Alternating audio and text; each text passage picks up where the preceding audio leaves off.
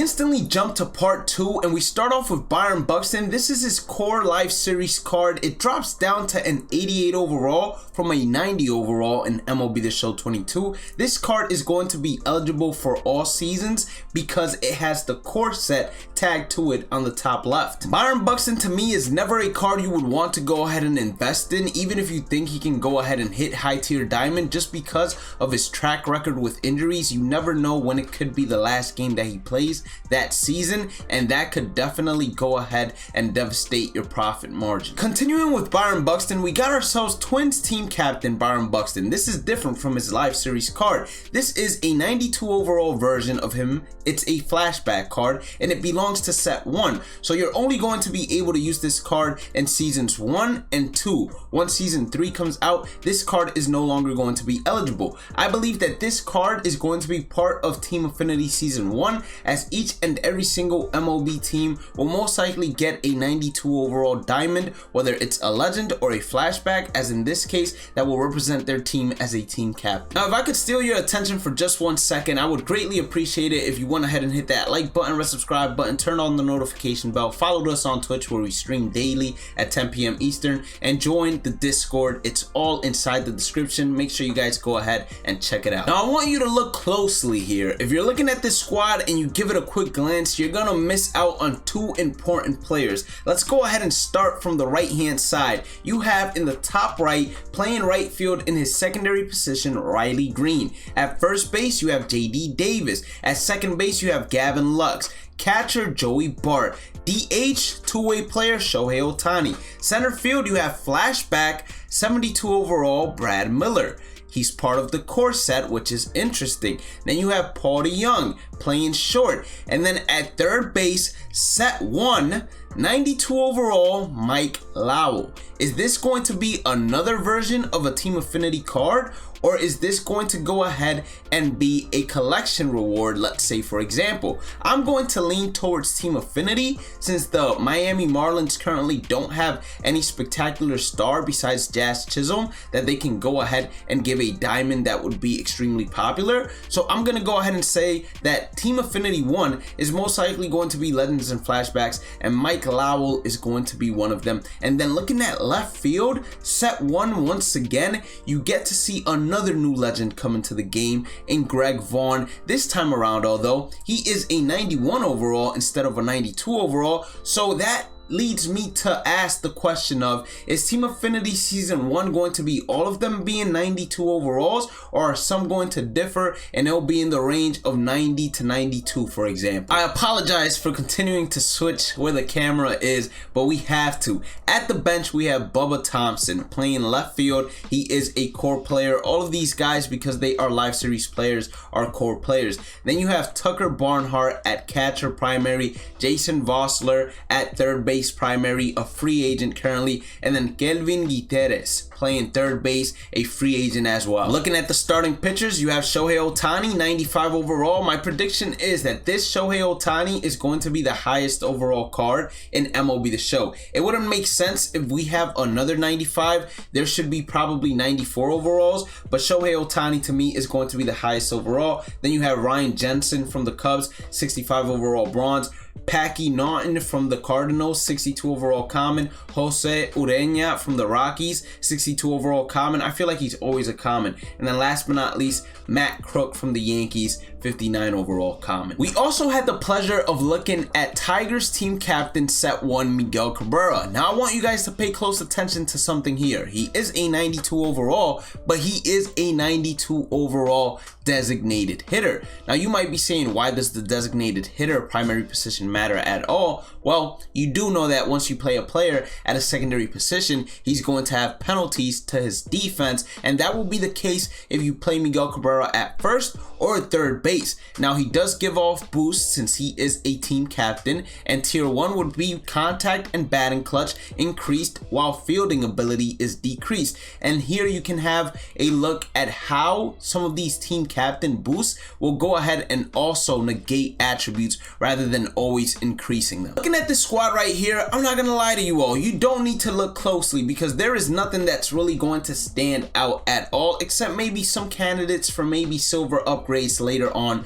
during roster updates if they perform well. So we start off with left field, Matt Vierling. He's going to be a 71 overall. Riley Green, 68 overall. Center field, that is definitely someone you might want to go ahead and look at towards investments. In right field, free agent Tyler Naquin, 72 overall. Joey Votto, first baseman, 76 overall. So he's starting off at silver instead of starting off as a bronze, which is where he finished off last year. Jonathan Scope, I'm almost positive he finished off last year as a gold. He regresses down to a silver, so he is definitely someone else that you might want to go ahead and look out for, because of course he has the possibility of upgrading if he hits well. Javier Baez, 73 overall. Javier Baez has a chance of going silver if he can find a way to stop striking out and swinging at bad pitches and put the ball in play and get a good hitting average. Get back to your MVP season. Eduardo Escobar, another player that's silver candidate if he does hit well behind the plate,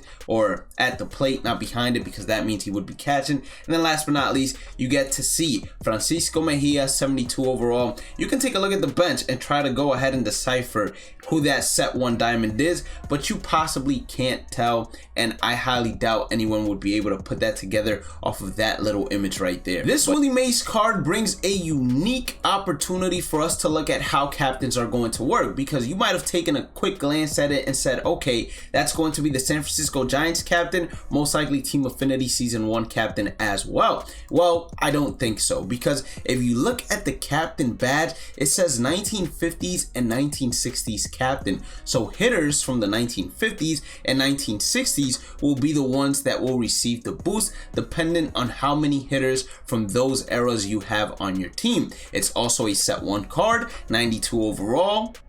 Very comparable to the other team captains we have seen, but set 1 meaning that it is no longer going to be usable in season 3. In this lineup screen, we got a unique opportunity of seeing some players that we did not see previously and from a different team as well. So we get to see starting pitcher Casey Mize starting it off at a 73 overall, definitely someone that can go silver and gold as well, maybe even diamond potential if he has a Cy Young year. Matt Chapman, if he finds it with the bat, he can definitely go back to gold without a problem. You get to see a 70 overall Austin Meadows. You get to see yourself Joey Bart, 66 overall catcher. Spencer Torkelson, 65 overall first baseman. Zach Short, 61 overall common shortstop. And you can also see in the top right the Miguel Cabrera tier 1 boost and what is being affected. And this is going to display whenever your opponent has a captain. Don't think I forgot about them Orioles. We have Dean, Kramer, Creamer, whichever one of the two, 71 overall starting pitcher. Cedric Mullins starts it off as a gold, 80 overall. Definitely someone that has the possibility of going diamond. Jorge Mateo, 76 overall. That has to be because of his defense. If he has a great hitting year, he can go all the way up to gold. Anthony Santander, 77 overall. Ryan Mountcastle, 78 overall. Adley Rutschman starts it off at an 83 overall gold. That is very interesting. Diamond possibility? Possibly. Ramon Urias, third baseman, 75 overall. Austin Hayes, left fielder, 78 overall. Gunnar Henderson, shortstop, 74 overall. And then last but not least, you have Adam Frazier, second baseman, 75 overall. Now, if you were able to catch these players right here, you have a very, very quick finger and a very quick eye. You get Brandon Nimmo, center fielder, 79 overall. Stephen Kwan, left fielder, 79 overall. Ahmed Rosario, 79 overall. Shortstop, Cal Raleigh, 79 overall catcher. AJ Pollock, 79 overall right fielder. And then Whit Merrifield, 79 overall second baseman. Tim Anderson, 79 overall shortstop. And then you get to also see Lane Thomas, who is a 73 overall center fielder. I think that the majority of those players that are 79 overalls that you guys are seeing right there have the possibility of going gold. And some Tiger players we did not discuss. You have Kerry Carpenter, left field, 70 overall. Akil Baddoo, 69 overall left field as well. Jake Rogers, 68 overall catcher. Nick Mayton, shortstop, 66 overall. Tyler Nevin, First baseman, 63 overall. And then I'm blocking a little bit, but center fielder Parker Meadows, he is going to be a 63 overall as well. In this mini season section, we get to see Kevin Vigio, 70 overall second baseman. Michael Brantley, 74 overall left fielder, can go silver easily. Cody Bellinger, 74 overall center fielder, can go silver easily, even gold if he picks it up with his bat. We already seen Joey Votto. And then I'm blocking just a tad Bryson Stott, but he is a 74 overall shortstop. Continuing the trend, we get to see that Framber Valdez drops from a diamond. He got that postseason upgrade to a diamond. So from a diamond to an 81 overall starting pitcher, definitely diamond potential if he has another year like he did previously. Tariq Skubal has an 80 overall. John Means, 77 overall. Ranger Suarez, 74 overall, and Rich Hill, 69 overall. We get ourselves two new legends in Carlos Pena and Jake Peavy. These are the last two cards that they have revealed to us so far. Now I want you guys to pay close attention. So Carlos Pena is an 89 overall, Jake Peavy is a 90 overall. They're both captain cards, but look at what it says in the captain's logo screen of it. It says Rays Live Series Captain, Padres Live Series Captain, which leads me and the majority of the community to believe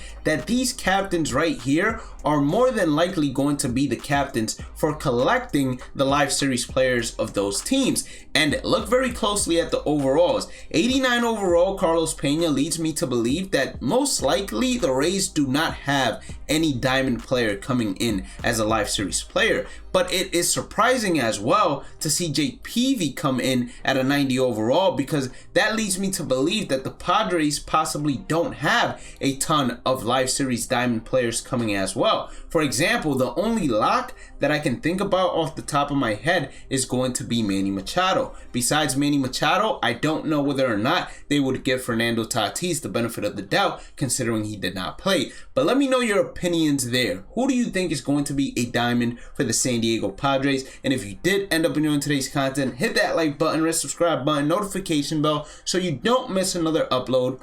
Make sure to go inside the description, follow us on Twitch. We stream each and every single day at 10 p.m. Eastern. There you will also find our social media links. Make sure you guys go ahead and check them out, as well as our Discord link, where we have a community that is not only revolved around MLB The Show, but around me in general. And follow the social media links. Have a blessed day and night. Stay positive, stay safe, stay blessed, and I will catch you all in the next one. Peace out.